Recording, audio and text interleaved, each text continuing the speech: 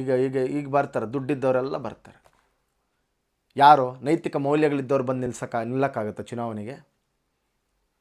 ಯಾವನು ಬೇರೆ ಬೇರೆ ಮಾರ್ಗದಲ್ಲಿ ದುಡ್ಡು ಮಾಡಿರ್ತಾನೆ ಅವ್ನು ಬಂದು ನಿಂತ್ಕೋತಾನೆ. ದೇವರೇ ಕಾಪಾಡಬೇಕು ಈ ರಾಜ್ಯನ. ಇದು ನಮ್ಮ ಉಪಮುಖ್ಯಮಂತ್ರಿಗಳ ಕತೆ.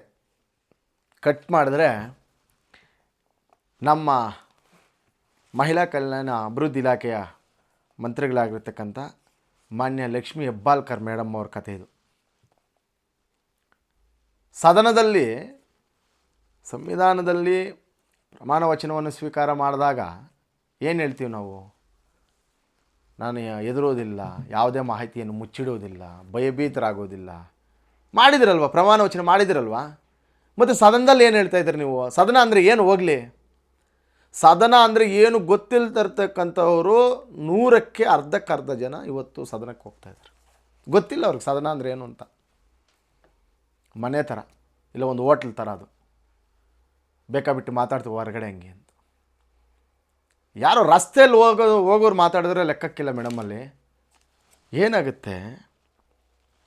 ಲಕ್ಷ್ಮಿ ಹೆಬ್ಬಾಳ್ಕರ್ ಮೇಡಮ್ ಅವ್ರಿಗೆ ಹೇಳ್ತಾ ಇದ್ದೀನಿ, ನೀವೊಬ್ಬ ಮಂತ್ರಿಯಾಗಿ ಸದನಕ್ಕೆ ಪ್ರವೇಶ ಆದಾಗ ಅಥವಾ ಸದನ ನಡೀತದೆ ಇನ್ನು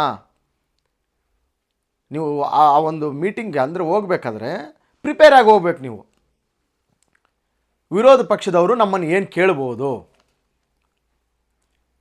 ನಿಮ್ಗೆ ಯಾರಿಗೂ ಬದ್ಧತೆ ಇಲ್ಲ, ಸ್ಟಡಿ ಮಾಡ್ತಾ ಇಲ್ಲ, ಯಾರೂ ಪ್ರಿಪೇರ್ ಆಗಿ ಹೋಗೋದಿಲ್ಲ.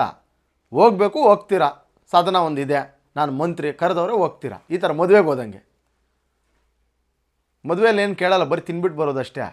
ಸದನದಲ್ಲಿ ಹಂಗಲ್ಲ, ಎಂಥ ವಿಚಾರಗಳಿರ್ತವೆ. BJP ಆರೋಪ ಮಾಡ್ತದೆ 5,000 ಕೋಟಿ ಆ ಹಣವನ್ನು ದುರುಪಯೋಗ ಮಾಡಿಕೊಂಡಿದ್ದಾರೆ. 2 ಕಂತುಗಳನ್ನು ಜನಕ್ಕೆ ಕೊಟ್ಟಿಲ್ಲ, ಮಹಿಳೆಯರಿಗೆ ಶಕ್ತಿ ಕೊಟ್ಟಿಲ್ಲ, 2 ಕಂತು ಪಾವತಿ ಮಾಡಿಲ್ಲ ಅಂತ ಏನು BJP ಆರೋಪ. ಕಾಂಗ್ರೆಸ್ ಆರೋಪ ಏನು? ನಾವು ಇಲ್ಲಿ ತನಕ ಕೊಟ್ಟಿದ್ದೀವಿ, ಯಾವುದು ಪೆಂಡಿಂಗೇ ಇಲ್ಲ. ನಿಜ ಆಗಿದ್ದರೆ ನೀವು ದಾಖಲೆ